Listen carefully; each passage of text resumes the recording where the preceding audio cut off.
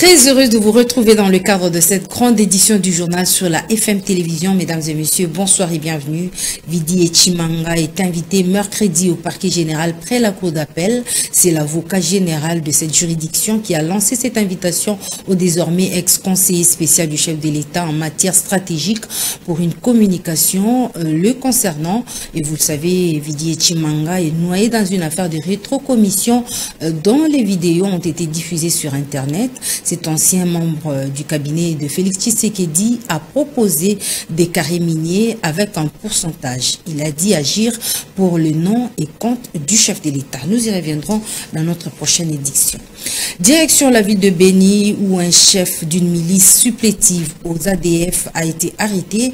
L'annonce a été faite par le porte-parole militaire de cette zone d'opération Soukola 1. Suivez ces commentaires d'Elvis Meti. Les forces armées de la République démocratique du Congo affirment avoir arrêté Jean-Baptiste Kapatou alias Kiandenga, responsable du groupe Mai Mai Kiandenga, ayant prêté allégeance aux forces rebelles ougandais alliées démocrates force ADF. Son arrestation est intervenue ce dimanche 18 septembre dans la ville de Butembo, déclare le porte-parole militaire dans la zone. Selon le capitaine Anthony Mwalushayi, porte-parole des opérations Sokola 1, Kiandenga a été arrêté avec 10 de ses gardes du corps alors qu'il planifiait perpétrer de massacres des civils ce soir dans la ville de Butembo. Pour rappel, le milicien Kiandenga est accusé d'être l'auteur de plusieurs attaques perpétrées à l'ouest de la cité d'Oisha et dans une partie de la province voisine de l'Ituri. D'après plusieurs experts, ce dernier est considéré comme un bras droit des commandants ADF depuis qu'ils avaient prêté allégeance à ces mouvements rebelles. Il est accusé d'avoir mené l'attaque de la prison centrale de Kambayi en octobre 2020, occasionnant l'évasion des centaines de détenus. Et dans un autre registre, la RDC, l'Ouganda et le Rwanda doivent discuter sérieusement pour se rassurer mutuellement sur le dossier M23 soutenu par Kigali selon Kinshasa. C'est ce qu'a préconisé le secrétaire général de l'ONU lors d'un entretien diffusé sur RFI et France 24 hier dimanche. Antonio Guterres affirme aussi que les rebelles du M23 sont mieux équipés que les casques bleus de l'ONU. Suivez-le dans cet extrait. Mais on est dans une situation extrêmement difficile. Vous voyez, l'M23. L'M23 a été, comme vous savez, la raison de ces dernières manifestations. Le fait que les Nations Unies ne sont pas capables de battre l'M23. La vérité, c'est que l'M23 aujourd'hui est une armée moderne, avec des équipements lourds, qui sont plus perfectionnés que les équipements de la MONUSCO. Et viennent-ils du Rwanda, ces équipements? Ils viennent de quelque part. Bon, vous semblez dire oui. Ils viennent de quelque part. De quelque part d'à côté. Ils ne sont pas nés dans la forêt. Ils viennent de quelque part. Alors, ce qu'il faut, à mon avis, et c'est l'essentiel, c'est de trouver une discussion sérieuse entre le Congo, le Rwanda et l'Ouganda, pour qu'on puisse avoir une perspective conjointe pour éviter cette permanente situation qui nous fait toujours, quand on a un progrès, venir en arrière. Il faut que ces pays se comprennent mutuellement et il faut que ces pays coopèrent effectivement pour la sécurité de l'Est du Congo et aussi pour les garanties de sécurité, il ne faut pas l'oublier, du Rwanda et de l'Ouganda. Il ne faut pas oublier que l'ADF est un mouvement originaire de l'Ouganda. Il ne faut pas oublier qu'il y a encore dans le Congo le FDLR, je ne sais pas comment on dit ça en français, qui est un mouvement sorti des génocidaires des Hutus. Alors, il y a des préoccupations de tous les pays. Il faut qu'ils s'entendent parce que penser qu'une force de maintien de la paix peut résoudre des problèmes. Quand il y a maintenant des forces militaires extrêmement bien armées, c'est impossible. Et les populations, naturellement, ne le comprennent pas. Et pour nous, c'est une énorme. D'ailleurs, c'est un problème général sur le futur des opérations de maintien de la paix. Désormais, les Kinois doivent s'habituer à dire hôtel de la Défense. Il s'agit d'un nouveau bâtiment qui va abriter le cabinet du ministre de la Défense nationale et ancien combattant, ainsi que son secrétaire général. Le docteur Gilbert Kabanda s'est rendu au chantier ce lundi pour se rendre compte de l'évolution des travaux. Reportage à Niakole. À son arrivée sur le site, le docteur Gilbert Kabanda a été accueilli par le général Kaumbu Isidore, secrétaire général à la Défense, et la générale Kabwanga Saint-Forose, secrétaire général aux anciens combattants, pour visiter ces chantiers dont les travaux sont très avancés.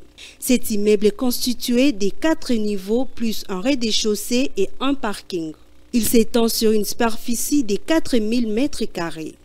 Il a une capacité de 125 bureaux plus une salle de conférence capable de contenir 130 personnes.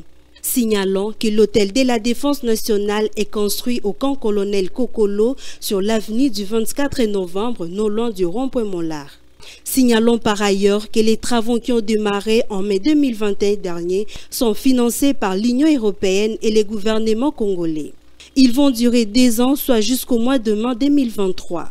La construction, quant à elle, est assurée par la société arabe Contactoro Équatorial Guinée.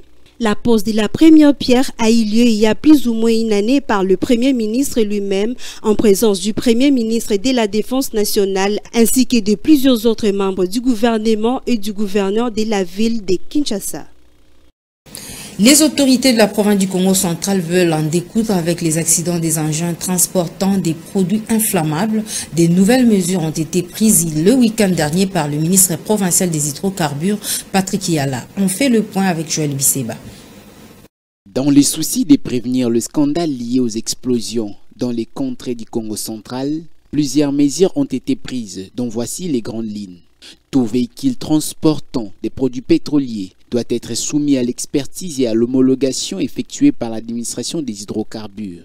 Il est formellement interdit aux véhicules transportant les produits pétroliers de circuler dans les grandes agglomérations, villes, cités, sans stationner dans celles-ci. Aussi, tout transporteur indépendant des produits pétroliers est tenu de collaborer avec le service des hydrocarbures sous peine d'accueil des sanctions prévues par le loi et règlement en la matière. En outre, le produit des 10 véhicules doivent impérativement détenir une autorisation, un permis de transport et stockage des produits pétroliers valides, pour ne citer que cela. Pour rappel, cette circulaire est intervenue à la suite d'accroissement des accidents de camions-citernes transportant le carburant qui se sont produits sur la route nationale numéro 1 à Bunda dans le territoire de Madimba, causant ainsi la mort d'une trentaine de personnes et plusieurs brûlés. Coup de projecteur dans les ministères des ITP, le Dirkaba Toubi Kayumbi est-il en conflit contre le ministre Alexis Gisaro? C'est en tout cas ce que laisse entendre l'ONG Interpeace basée à Kigali et une structure locale qui pourtant ne font que preuve de diffamation. Selon les chargés de communication du ministre des Infrastructures et Travaux Publics, on écoute Vincent Mouzungu au micro de Chris Mukuna et Absalom Koubelana. Je voudrais ici mettre les points sur les i concernant une cabale qui est montée contre les directeurs des cabinets de messieurs le ministre d'État, ministre des Infrastructures et Travaux Publics, son Excellence Alexis Gisaro. Son adjoint s'appelle Tobi Kayumbi. Il est victime d'une cabale qui est montée depuis Kigali par une ONG qui s'appelle Interpeace Rwanda et une structure qui travaille ici en RDC. La structure s'appelle PMVS. Alors l'idée est de jeter le discrédit sur la personne de Tobi Kayumbi en mobilisant la presse, mais en faisant également des grandes actions sur terrain pour demander le départ de Tobi Kayumbi au poste de directeur des cabinets adjoint au niveau des ministères, des ITPR, qui a TV5 Monde qui a été saisi par les détracteurs de Tobi. Il y a également Jeune Afrique qui seront saisis dans les jours à venir pour dire que Tobi serait la personne qui ne voudrait pas que la paix puisse régner entre le Rwanda et la République démocratique du Congo, ce qui est une aberration, parce que vous le savez autant que nous sommes agressés depuis un certain moment dans la partie Est par les rebelles du M23 soutenus par le Rwanda. Alors, voir la tête de Toby Kayumbi sur cette casquette, je pense que c'est une campagne des ennemis du pouvoir. Au chapitre de l'économie, parlons de la troisième phase de l'atelier sur la rationalisation des structures des prix et tarifs des produits et services de santé en République démocratique du Congo, assises qui ont pour objectif principal de donner aux produits et services de santé un statut social pour les rendre accessibles à toutes les couches sociales. Reportage. Ces travaux ont été amorcés depuis décembre 2021 par le ministère de l'économie nationale en collaboration avec celui de la santé, les différents services œuvrant dans le secteur de santé ainsi que les partenaires techniques et financiers. Pour cette troisième phase, les participants se sont penchés sur les préparations des textes réglementaires et les éléments nécessaires à la formalisation du statut social des produits et services de santé. Les questions relatives aux taxes et redevances qui pèsent sur les prix des médicaments et autres produits de santé ont été passées en revue. Les participants ont aussi travaillé sur l'amélioration et la finalisation du projet relatif au système national d'approvisionnement en médicaments ainsi que les mesures d'application visant à renforcer la réglementation pharmaceutique et économique en vigueur. Parmi les résolutions issues de ces travaux, l'on note l'exonération de certains produits dans le processus de leur importation, de leur production locale et de leur distribution sur les territoires nationaux dans le but d'alléger les coûts sur les consommateurs. Le mode de facturation des services de santé dans les structures sanitaires a été également pris en compte. Le ministère de l'économie nationale que chapeaute actuellement Nicolas Kazadi promet de s'impliquer davantage pour l'application de toutes les recommandations issues de ces travaux afin de matérialiser la vision du chef de l'État Félix-Antoine Tshisekedi qui prône la couverture santé universelle. Le prochain rendez-vous est donc fixé pour fin septembre. Lors de ces quatrième atelier, il sera question de valider différentes recommandations. Dans le même registre, cette troisième phase des travaux sur la rationalisation des structures des prix et tarifs des produits et services de santé en République démocratique du Congo a également permis aux participants de fixer les coûts des actes médicaux en faveur de toutes les couches de la population en République démocratique du Congo. Suivez Gabriel Kito, expert du ministère de l'économie, au micro des Plamedi Tondo. Notre commission était chargée des services, comment déterminer la facturation dans les services de santé. C'était un travail très fastidieux dans le sens que ça n'a jamais été. Et tout ce qui a été, c'était chaque organisation s'organisait de sa manière. Et c'est pourquoi on a trouvé qu'il y avait beaucoup de manières de facturer les services. Il y en a ceux qui facturaient par acte, il y en a ceux qui facturaient par posologie, il y en avait aussi ceux qui facturaient par le temps. Et nous devions nous mettre ensemble pour savoir quelle sorte de facturation on pourra adopter. Et après débat et délibération dans la sous-commission, on a décidé de commencer à prendre en compte la facturation par acte. Et le premier travail était qu'il fallait maintenant identifier tous les actes posés dans les services. Et en cela aussi, on a subdivisé encore cette sous-commission en 3 petites sous-commissions, dont il y avait une commission qui s'est chargée des actes d'hospitalisation, il y avait une autre commission qui s'est chargée des actes paramédicaux et administratifs, et il y avait l'autre qui s'est chargée des actes posés en urgence. Et c'est comme ça que chaque commission, sous-commission, travaillait pour déterminer le nombre d'actes. On a eu un grand nombre des actes que nous avions d'abord, nous l'avons mis et nous devons les envoyer. Et vous le savez, le ministre de la Santé veut supprimer le test Covid-19 pour voyageurs totalement vaccinés. Y a-t-il lieu de craindre des risques des cas importés des coronavirus? Je vous propose d'écouter ce que pense le docteur Olivier Kaembe de l'hôpital de référence et maternité Ngoa dans le quartier Kingabwa. Nous sommes là dans la commune de Limete. Non, la population n'est pas exposée parce que chaque personne, avant de sortir de la RDC, l'ambassade dont il demande les visas, l'ambassade lui impose de prouver qu'il a bien reçu ses 2 doses. chaque ambassade contient un système électronique de contrôle des vaccinations. J'espère que la RDC, partout où ces ambassades se retrouvent, il en a. Parce qu'avant de donner un visa chez quelqu'un, c'est parmi les éléments dont l'ambassade demande.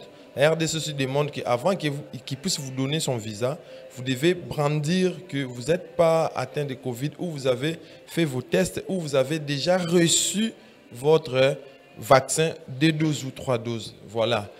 Comme aussi pour nous ici, l'ambassade Schengen, Turkish, tous les autres, avant qu'ils puissent vous donner les visas, c'est parmi les nouvelles recommandations. Donc vous devez brandir votre test que vous êtes négatif, ou vous avez déjà pris votre vaccin à dose unique ou à des doses. Sport à présent, on va parler de la qualification de l'ASV Club hier dimanche devant la formation des Gabron United après sa victoire des 3 buts contre 1 en match retour du tour préliminaire de la Ligue des champions de la CAF. Malgré la victoire des Verts et Noirs, Raoul Chungwa, entraîneur de cette équipe, pense que c'est difficile de jouer sans championnat national. On l'écoute. Pour gagner, il y a encore beaucoup de choses à faire. Championnat des athées. Entraînement sur entraînement. Tout au top s'il n'y a pas un champion. Contrairement à la Baninga, nous sommes championnat, nous sommes fans d'entraînement. Quelque part là, il y a un manque de compétition, ce qui fait qu'on n'est pas encore au top. Même si on a gagné, on n'est pas encore au top. On a gagné tactiquement, il a fallu pour gagner, mais ce n'est pas ce qu'on souhaite faire comme équipe. Je sais qu'au fur et à mesure, on continue à combattre. On va reprendre le niveau. L'année passée, vers la fin, on avait un très bon niveau et j'espère que tu vas récupérer le même niveau si tu continues à combattre tout le temps. Nous sommes la dirigeant de la fédération, on va faire en sorte que nous qui jouons la Coupe d'Afrique, sommes dans la compétition, ça sera très difficile. Vous avez vu, très très difficile. Non, on allait match par match, on ne peut pas jouer la même chose. Je savais qu'il y avait quelqu'un qui nous avait maltraité au match aller, au milieu du terrain. Je voulais quelqu'un de plus rapide, quelqu'un de plus efficace. J'ai fait mon choix sur Peter. Vous voyez ce qu'il a fait. Il n'y a pas photo avec Mbaga. Mbaga, c'est autre chose. La technique, la maîtrise. Et l'autre là, c'est plus agressif. Et on avait besoin de gens agressifs. Ainsi se termine cette grande édition du journal sur la FM Télévision. Mesdames et messieurs, merci de l'avoir suivi. Excellente suite de programme sur nos antennes.